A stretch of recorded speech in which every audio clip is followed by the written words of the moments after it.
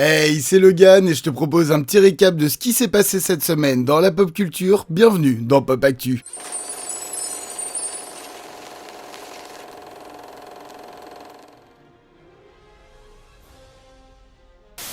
En ce moment, tient le festival de la Mostra de Venise. Bien évidemment, les films américains ont été quelque peu boudés et les acteurs étant en grève ne peuvent pas venir faire la promotion de leurs films. Pourtant, le film Ferrari de Michael Mann avec Adam Driver a pu être diffusé en plus de la présence des deux hommes au festival. Mais alors pourquoi ce film-là et pas un autre? Eh bien car celui-ci est produit et distribué par la société Neon qui, comme A24, respecte les règles de la SAG-AFTRA, le syndicat des acteurs. Ce qui n'est donc pas le cas des sociétés étant en corrélation avec la MPTP. Les membres du film ont également partagé leur enthousiasme au fait de ne pas participer à un film fait par ce gros groupe, mais ils ont également soulevé une question. Comment un petit studio avec ses petits moyens peut lui respecter les règles de la SAG-AFTRA quand les géants de l'industrie, eux, n'y arrivent pas? Il y a là un respect à avoir pour les personnes avec lesquelles on travaille. Dans tous les cas, Ferrari sortira en décembre au cinéma en Belgique et Suisse et devrait sortir en 2024 sur Prime Video en France.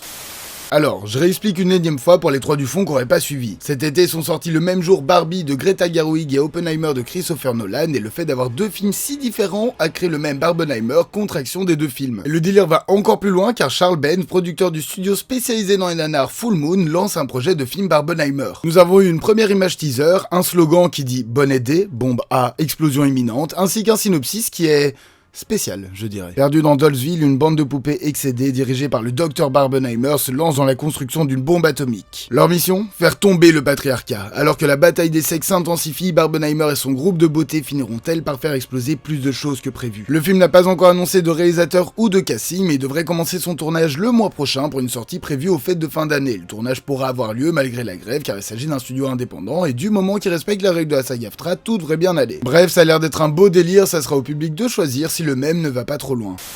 Les Chroniques de Spiderwick, grand film de notre enfance. Nous étions censés retrouver l'univers l'année prochaine dans une série dédiée sur Disney+, mais entre la grève et certains échecs au box-office, Disney veut faire des économies. C'est pourquoi les séries Les Chroniques de Spiderwick et Nautilus ne seront pas diffusées alors que leur tournage est pourtant terminé depuis un moment. La stratégie de Disney serait donc peut-être de revendre la diffusion des séries à d'autres distributeurs tels que Netflix ou Amazon. Pas de panique cependant pour la série Percy Jackson qui appartient totalement à la firme et qui sortira bel et bien ce 20 décembre sur Disney+.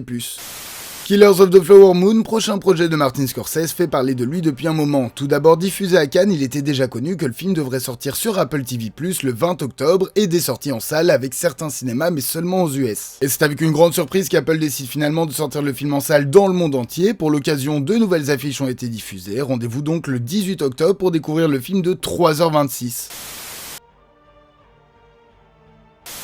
La première bande-annonce d'une année difficile a été dévoilée. De nouvelles affiches pour la dernière saison de Sex Education ont été diffusées. The Idol se fait annuler après une saison. Barbie devient le plus grand succès financier de Warner Bros en détrônant Harry Potter 8. Une première affiche et bande-annonce pour The Killer ont été dévoilées. Blue Eye Samurai devrait sortir le 3 novembre sur Netflix. Une nouvelle affiche pour la 3e saison de Lupin a été dévoilée. Le film de Marvel devrait durer 1h47 d'après certaines rumeurs, ce qui en ferait le film le plus court du MCU. Une nouvelle affiche pour All of Us Strangers a été diffusée. Une première bande-annonce pour The Book of Clarence a été dévoilée. Kit Yang rejoint le casting de la série Alien. Une nouvelle image de Léo a été diffusée. Une nouvelle bande-annonce pour Ferrari a été dévoilée. Une première affiche pour Zombie Town a été diffusée. Une nouvelle image de l'Exorcist Believer a été dévoilée. Une première image du film Bike Riders a été diffusée. Une nouvelle image de Saw 10 a été dévoilée. Une nouvelle bande-annonce de Five Nights at Freddy's a été dévoilée. Elle aura été accompagnée par de nombreuses affiches. De nouvelles affiches pour L'Anon 2 ont été diffusées. Une nouvelle affiche pour The Creator a été dévoilée. Une nouvelle bande-annonce pour The Marvels a été diffusée. Oppenheimer atteint les 800 millions de recettes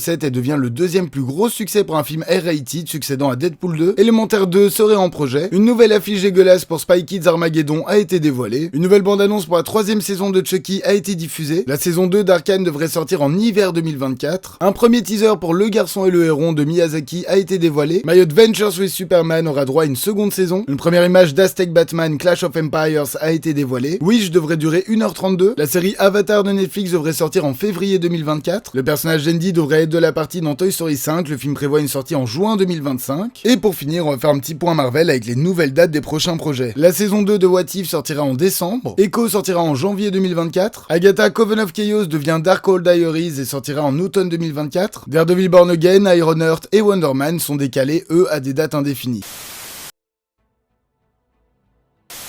SL est une pilote de ligne qui a une vie plus que comblée. Un jour, elle va recroiser Anna, une photographe avec qui elle a eu une relation 20 ans plus tôt. Elle est loin d'imaginer que cette retrouvaille la conduira dans une spirale cauchemardesque qui changera sa vie. Le film de Yann Gova sortira le 6 septembre en France et Belgique, mais n'a pas encore de date de sortie suisse.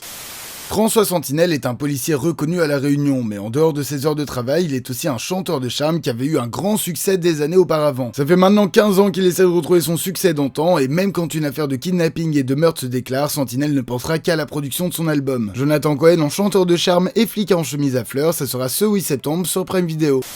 Le plus mignon des Gardiens de la Galaxie est de retour. La série Je s'appelle Groot revient pour une seconde saison de 5 épisodes. Le tout sera à découvrir ce 6 septembre sur Disney+.